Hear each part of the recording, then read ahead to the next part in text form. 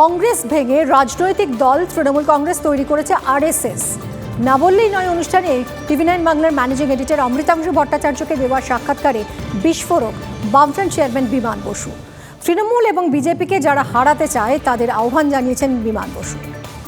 এইটা কখনো ভেবেছিলেন যে ধরুন আপনাদের এই ব্রিগেডের ভিড় হবে বা এই যে জমায়েতে ভিড় হবে, এটাকে প্রচার করা হবে যে এখানে যত ভিড় হবে সেই ভোটগুলো গিয়ে পড়বে রামের বাক্সে? সেই মানুষ যার বিচার বুদ্ধি অনুযায়ী বুঝতে পারে যে বিজেপির জন্ম দিয়েছে রাষ্ট্রীয় স্বয়ংসেবক সংঘ, তারাই একটা রাজনৈতিক দল তৈরি করেছে কংগ্রেস ভেঙে, তার নাম তৃণমূল কংগ্রেস।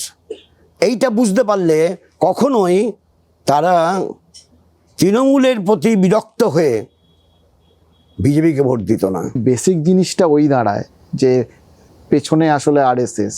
তাহলে এখানের জন্য যদি হয় এখানে কুস্তি করবেন, ওখানে দোস্তি করবেন, এটা দ্বিচারিতা না?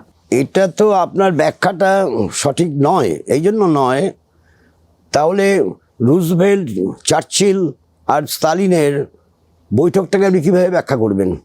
মানে চার্চিলের বিরুদ্ধে, রুজভেল্টের বিরুদ্ধে লড়াই করেছে তো স্টালিন, তাহলে স্টালিন, রুজভেল্ট এবং আপনার চার্চিলের বৈঠককে আপনি কীভাবে ব্যাখ্যা করবেন? কী করে বসে, কী করে একসঙ্গে বসে?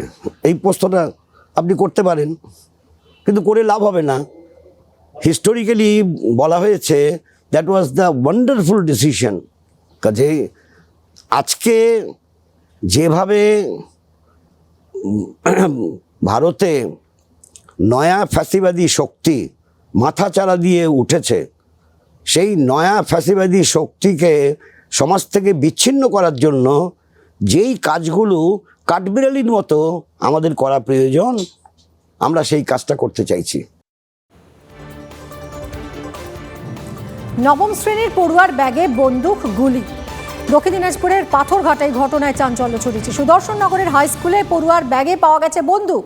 স্কুলের বই বিতরণের দিন পড়ুয়ার ব্যাগে বন্দুকটি নজরে আসে সহপাঠীর। শিক্ষককে জানাতেই বংশীহারি থানায় খবর দেওয়া হয়। দেশি পিস্তল এবং 1 রাউন্ড কার্তুজ উদ্ধার করেছে পুলিশ। নাবালকের কাছে কোথা থেকে এলো বন্দুক, তদন্তে পুলিশ। আমার কাছে এরকম খবর আসলো যে একটা ছেলের ব্যাগে নাকি কি লুকানো আছে, কি আছে দেখা যাক। তারপরে আমরা খোঁজ করে দেখলাম যে হ্যাঁ, মানে ওই বের করলো যে ভেতরে একটা যন্ত্রপাতির মতো। আমরা তো প্রথমে বুঝতে পারিনি, আমি ভাবছি যে সুপারি কাটার যন্ত্রগুলো ওরকম। কিরে এটা কিরে কে বলে না, তারপরে এরকম ব্যাপার। হ্যাঁ, আমরা তো দেখে সব ভয়ে ভীত হয়ে পড়লাম।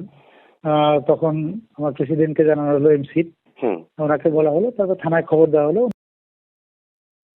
ক্লাস 9-এর ছাত্র, সে একটা আর্মস দিয়ে স্কুলে এসছে।